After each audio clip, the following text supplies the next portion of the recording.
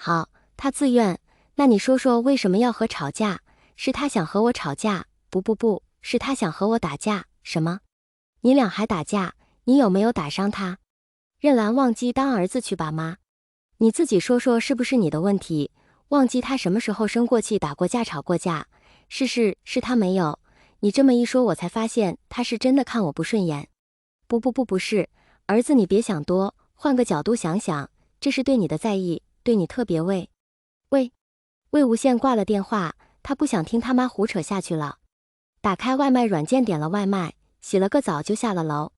蓝忘机居然也在，还坐在餐桌前，这就尴尬了。魏无羡坐到沙发上装作没看到他一样玩着手机，反正他们新婚这个月来也是这么相处的。只是他没想到蓝忘机会出声吃饭。魏无羡惊讶了，昨晚这个不让他睡觉不让他睡床的人，今天居然叫他吃饭，是世界迷幻了还是蓝忘机变心了？叮咚，魏无羡艰难地咽了咽口水，他的外卖到了，而且他只叫了他一个人的份。最大的尴尬莫过于此，但魏无羡是谁？是一个最会化解尴尬的男人。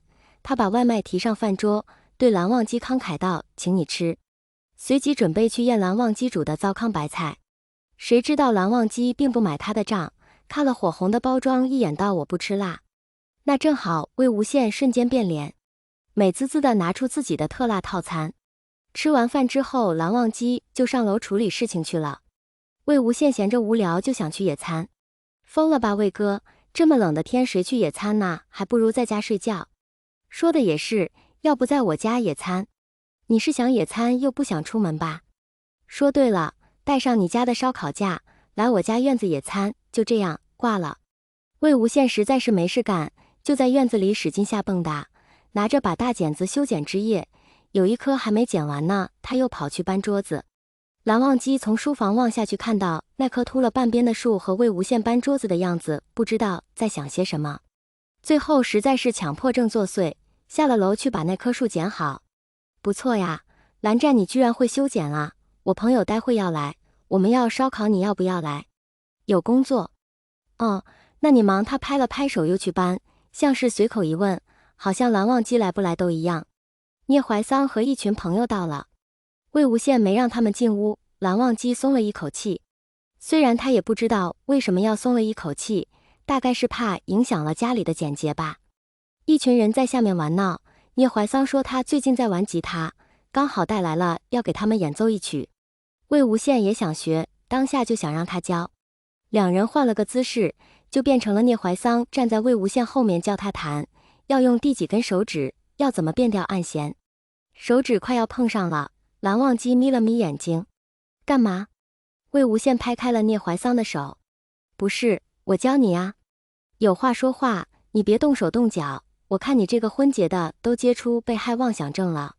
好像是有点。结婚第一晚他就坚决提出约法三章，也跟蓝忘机滑下床上三八线。当然后面他睡着了踹蓝忘机这回事他根本不知道。后面蓝忘机捂他的耳朵，他也反射性的拍开。可能真的要弯了，心里的危机感丛生。不，一定是自己怕看到蓝忘机的帅脸把持不住。想到这里，他不由得抬头看了一眼楼上的蓝忘机，谁知道居然诡异的对视起来。魏无羡一惊，移开目光，专心的烤起肉来。虽说他只会叫外卖，但是烧烤还是有一手的。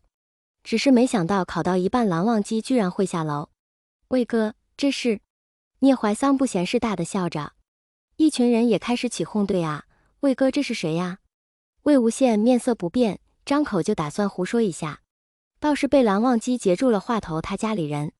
哇哦，这么仙的人也不带出来，魏哥这不像你啊，我看就很魏哥嘛，无论好不好看都不上心。咱们什么时候见魏哥带过人呐？车倒是一直带着，是吧？是啊，那这位家里人和我们喝一杯。说完拿起酒杯就要敬蓝忘机。蓝忘机犹豫了一下，正准备接，就被魏无羡截住了。家里人不喝酒，我替他喝。说完仰头干了，又想起什么似的补上一句，家里人不准调戏。说完就把蓝忘机拉过去烤串了。他们两人约定过，在外面一定饰演好模仿夫妇的角色，所以无论暗地怎么打，明面上都是要过得去的。只是魏无羡不明白，蓝忘机明明可以不凑这个热闹的，但是他也没想多就是了。一群人玩到傍晚才回去，魏无羡躺在沙发上瘫着不想起来，蓝忘机又上楼忙着处理文件，他一个人无聊的紧。发了条消息给蓝忘机，就出门给车做保养去了。年假一连几天都是同样的宅家生活。蓝夫人提议他们把蜜月补上，两个人表面应下，私下却谁都没提起。魏无羡几天后有场春季赛要训练，所以这几天一直有空在家。这天刚进门就接到了蓝夫人的电话：“小羡呐，你在家吗？”魏无羡以为蓝夫人是要问他的行踪，也没在意。在家刚进门的吗？忘机也在家吧？蓝夫人这话说得格外小声。你去看一看忘机吧，今天他很喜欢的老师过世了，你鬼点子多又会逗人开心。妈，我懂，一家人嘛，不用这么见外，我保证让他开开心心的。蓝忘机，又要和小爷分别了，看在你给我做了这么多天饭的份上，我就带你去放松一下心情。他甩着车钥匙上了楼，又在敲门的前一秒换掉了笑嘻嘻的表情。蓝忘机，又要和小爷分别了，看在你给我做了这么多天饭的份上，我就带你去放松一下心情。他甩着车钥匙上了楼，又在敲门的前一秒换成了严肃的表情，直接推门而入。哦莫，看到一只低沉的蓝忘机，端正地坐在办公桌前，握着笔像是在写什么东西。魏无羡凑上前一看，则纸上一片空白，也不知道发呆多久了。魏无羡没办法理解他这种感情，美国老师做的最多的事就是教训他们，中国老师大概是真的把学生当成自己的孩子，所以学生才会难过。他坐在蓝忘机面前，撑着下巴看着他，看了好一会儿，蓝忘机才终于舍得抬眼看他，似乎是刚刚注意到对面有一个人。魏无羡不服，感情他一张帅脸在蓝忘机面前成了摆设。虽然生气，但他也不想在这个时候给蓝忘机火上浇油。算了，放你一马，谁让我答应咱妈照顾你。魏无羡屈指敲着桌子，斜眼看着蓝忘机道：“我明天下午就走了。”蓝忘机以为他只是来交代一声，只应了声：“我是说，咱们结婚这么久了，你是不是应该陪我出去逛逛？”蓝忘机想拒绝，他现在没有心情出去闲逛，刚想开口就被魏无羡按住了手。蓝忘机心里一惊，却没有马上收回手。魏无羡的手很暖，这是他当下唯一的感觉。我明天下午就走了，下一次说不定我就不想你陪了，你真的不陪？魏无羡半是威胁半是装可怜道。好嘞，哥哥带你飞。接收到蓝忘机严肃眼神的魏无羡立马改口：弟弟带你飞，弟弟带你飞。系好安全带，不是吧？跟我在一起你还发呆呀？蓝忘机。